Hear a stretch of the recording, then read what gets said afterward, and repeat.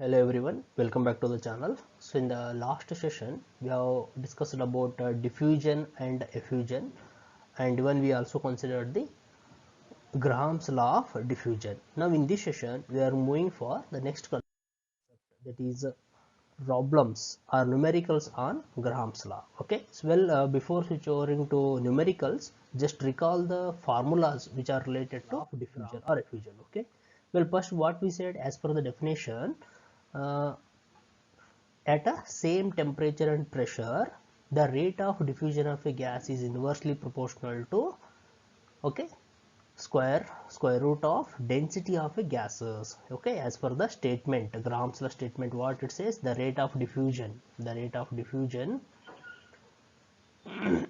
at same temperature and pressure, the rate of diffusion of a gas is inversely proportional to square root of its density. Further, what we have done, we have considered two gases, their respective rates are R1 and R2, and corresponding densities are D1 and D2. So we arrived at different expressions.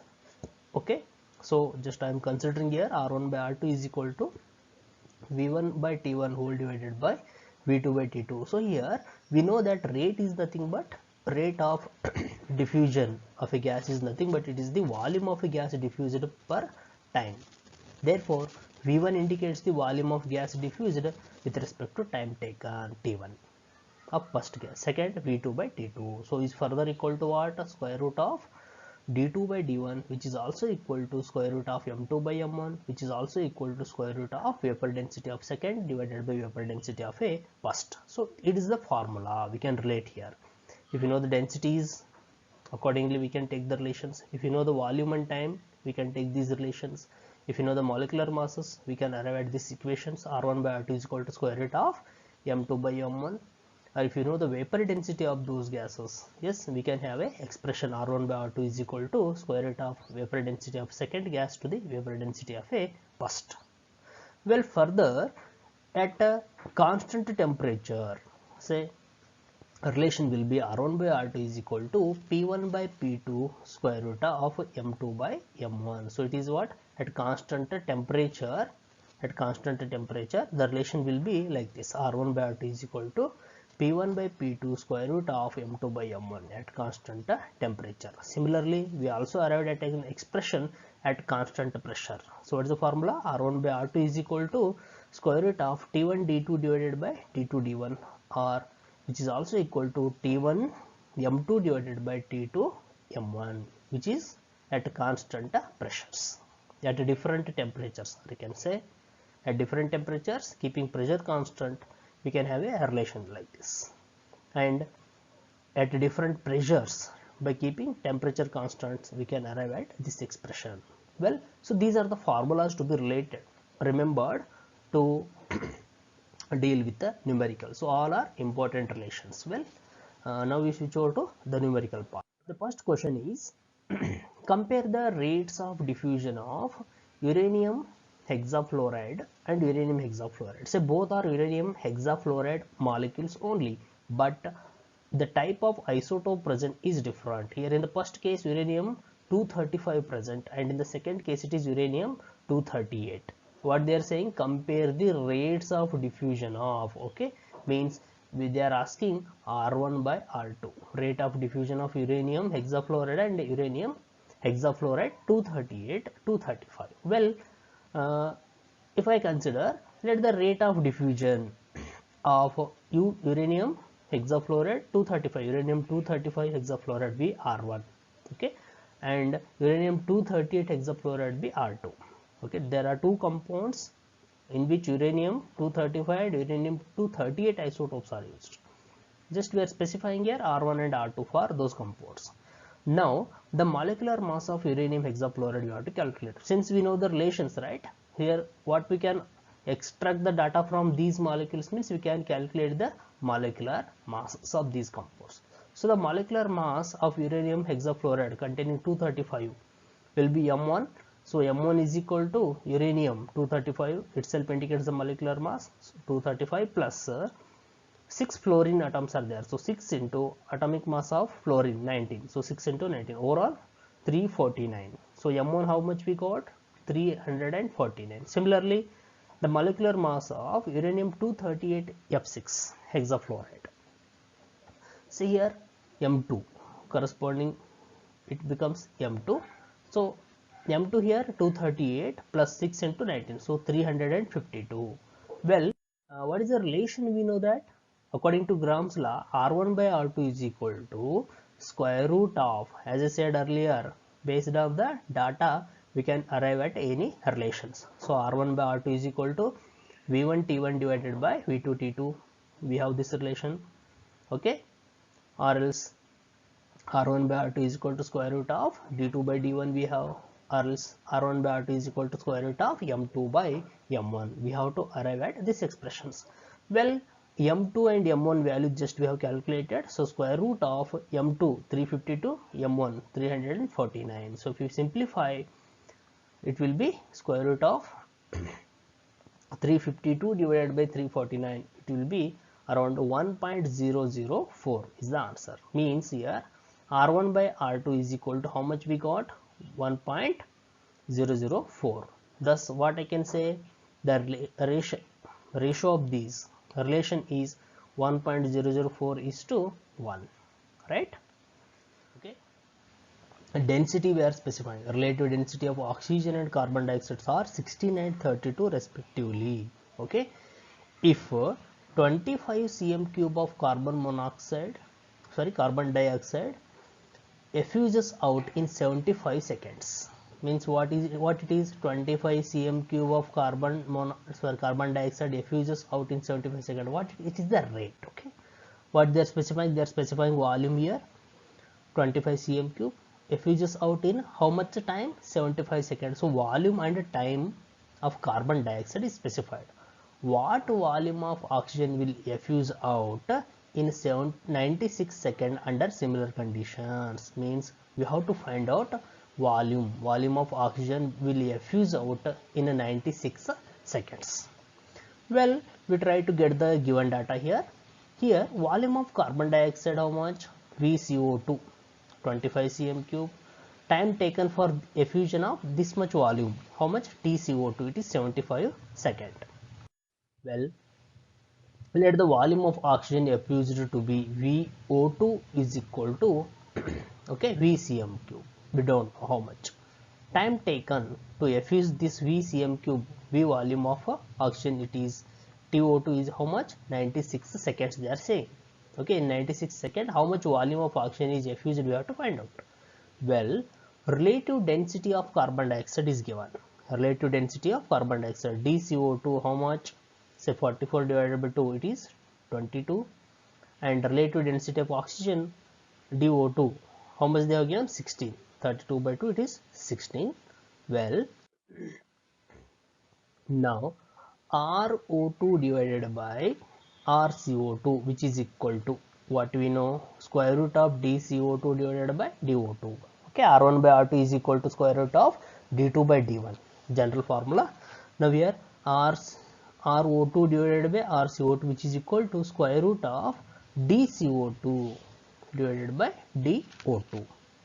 Well, or what is RO2? Actually, it is the rate of diffusion, or you can say effusion of oxygen gas with respect to time. How we find out? Volume of oxygen diffused divided by time taken. So VO2 divided by TO2, okay, whole divided by RCO2 means rate of effusion of carbon dioxide. VCO2 divided by V, that is VCO2 divided by TCO2, volume of carbon dioxide effused divided by time taken, which is equal to square root of relative density of carbon dioxide 22 and that of oxygen is 16.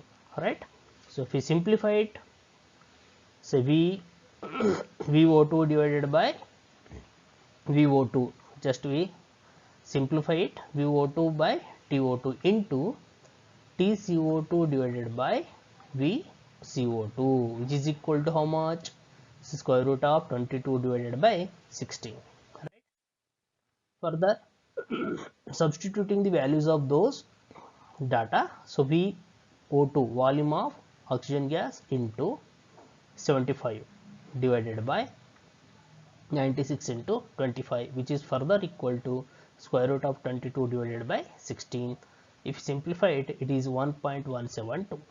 And equate for VO2 here, VO2 which is equal to, so 1.172 into 96 into 25 divided by 75. So on simplification, it will be 37.504. Okay, or if you round up, 37.5 cm cube. What it is? It is the volume of oxygen effused in 96 seconds. Okay, I hope you got this answer.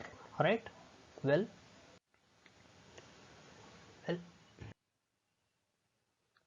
next question. A mixture of 50 ml of hydrogen and 50 ml of oxygen gas is allowed to effuse through an effusiometer till the residual gas occupies 90 ml. Okay, so just I repeat the sentence here.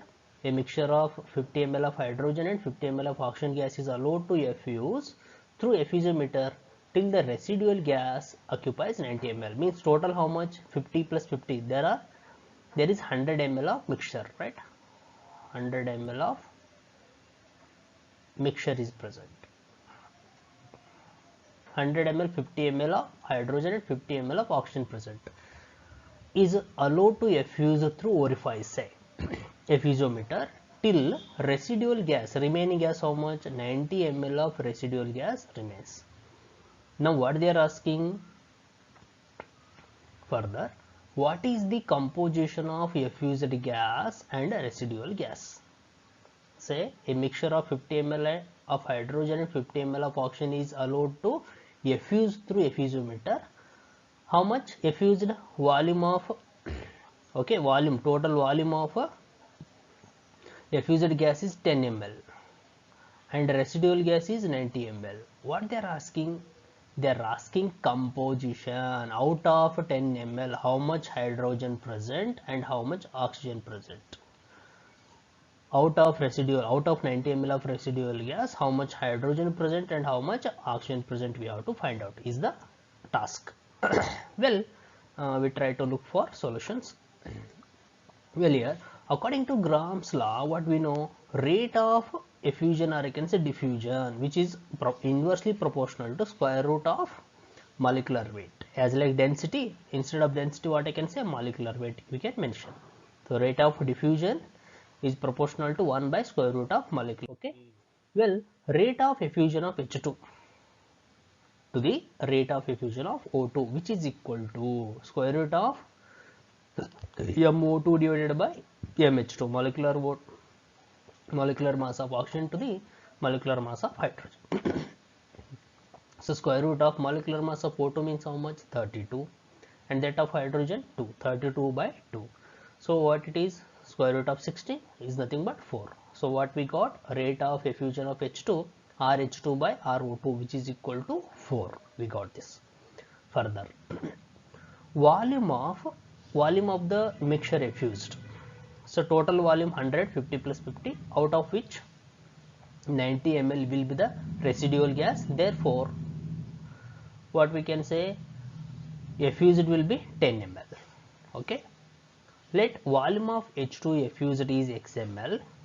Okay, out of 10, x ml be the volume of H2 effused. Then what about volume of oxygen effused? It will be 10 minus x. Total is 10 ml. Out of 10, we are specifying, let volume of H2 effused is x ml. Therefore, volume of O2 effused will be 10 minus x ml. Okay, well, so x by 10 minus x, which is equal to 4.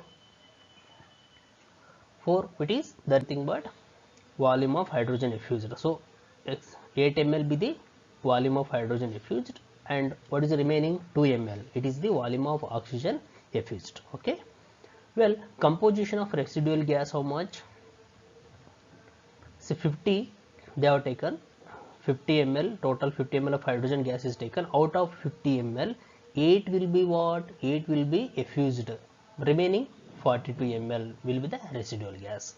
Similarly, oxygen, 50 ml of oxygen is taken, out of which how much effused? 2 2 ml of oxygen is effused, remaining 48 ml, means composition of residual gas will be 42 ml of H2.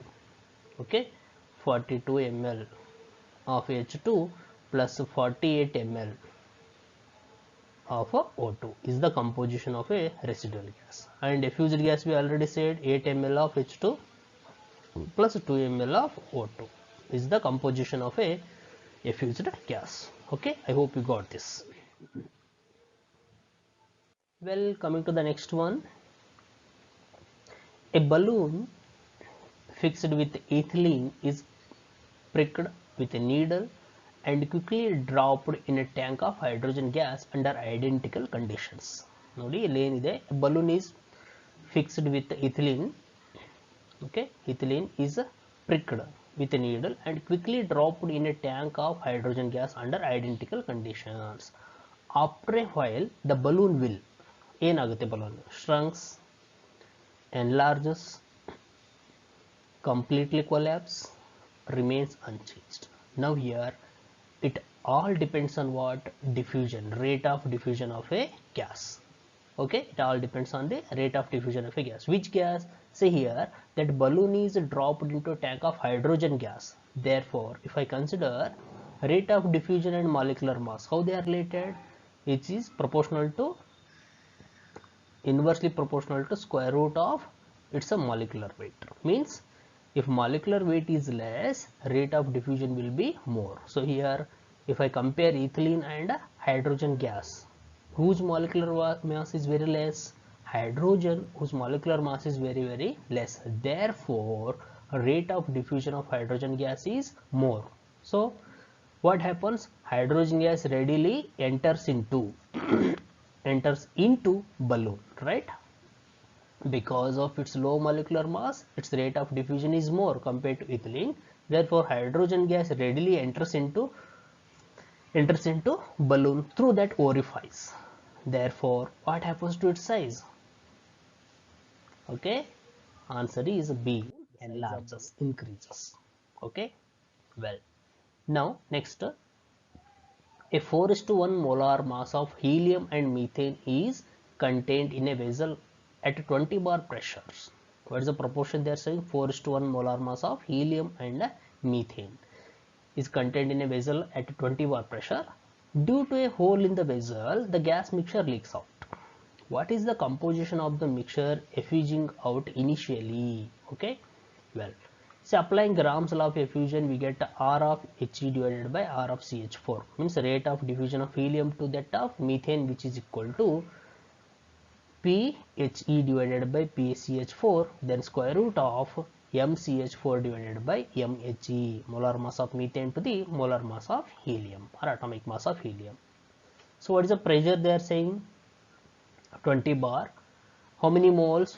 4 moles. Okay, out of 20 into 4 by 5. Why 4? Means there are 4 moles of helium present and 1 mole of methane present. So total 5. Out of 5, 4 moles of methane they are going to exert pressure, then partial pressure.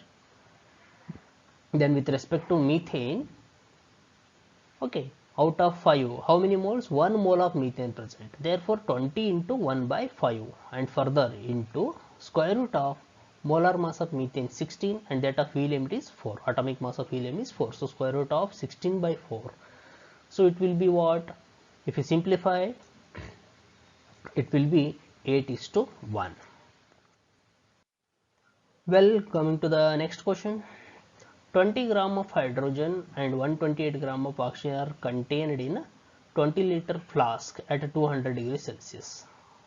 20 gram of hydrogen, 128 gram of oxygen are contained to 20-liter flask at 200 degrees Celsius. Calculate the total pressure of the mixture. Further, if a spark ignites the mixture, what will be the final pressure?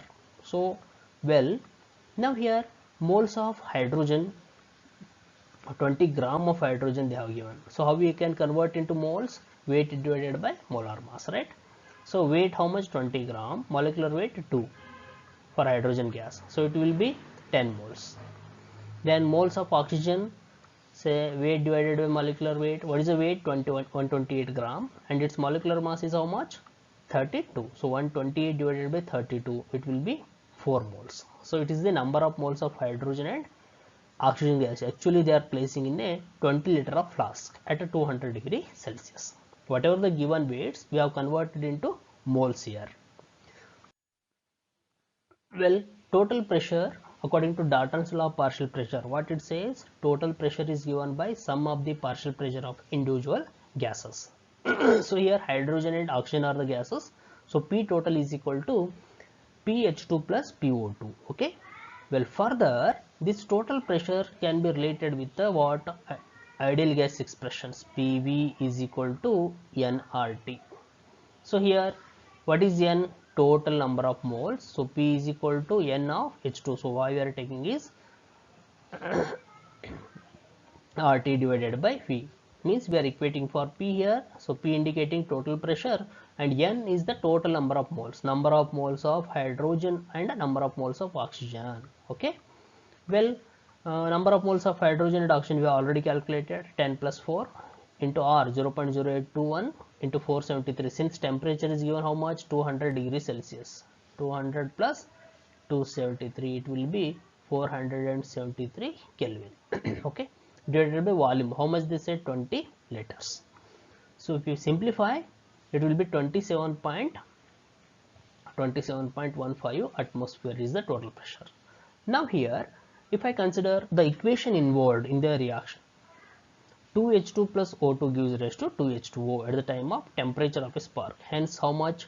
4 mole of oxygen. 4 mole of oxygen will react with the 8 mole of hydrogen to give 8 mole of water.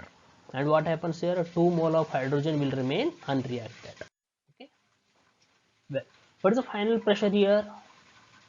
So final pressure is equal to N of H2 plus N of O2 into RT divided by T. So 2 plus 8 into 0.082 divided by 473 divided by 20. So 19.39 is the pressure. Okay. Well, with this I'm going to conclude about this session. Again in the next session we go for other concept. Thank you. Be safe.